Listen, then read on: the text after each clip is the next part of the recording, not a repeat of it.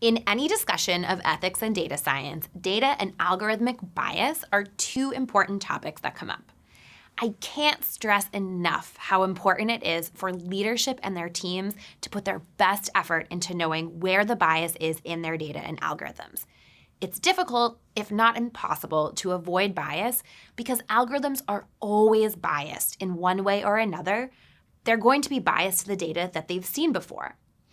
It's really important to be cognizant of where the biases lie, though, and whether or not the bias presents an ethical concern for the work the data science team is tasked with. In order to manage this, you have to know the data. The other major ethical concern is how results will be used if a data team deliverable is productized. Essentially, what is coming out the other side of that data workflow? How is the output going to be used?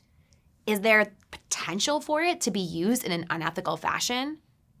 The issue of bias is particularly impactful when data sets have people as the point of reference or data points.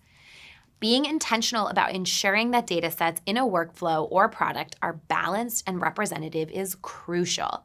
Otherwise, biases gain a multiplier effect in deployment and can have significant and harmful consequences for the people in the real world that are subject to it. This type of bias and its unintended consequences can easily occur in a productized algorithm that is based on data from a small, limited population and then extrapolated to the general population. For example, a predictive tool was created for the banking industry to approve or reject home loans. The data used to create this model was based on financial transactions made by people within a particular income bracket. It worked great for predicting whether people would pay back loans within that income bracket. However, the tool, when deployed, resulted in negatively impacting people who did not fit that profile. It disproportionately rejected loan applications from them.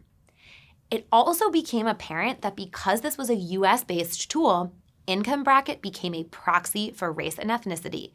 Thus, it disproportionately affected non-Caucasian individuals. As a leader and a data science stakeholder, it is important to recognize and acknowledge that bias exists, and it can be introduced at all levels from the data science process, from collection all the way through deployment.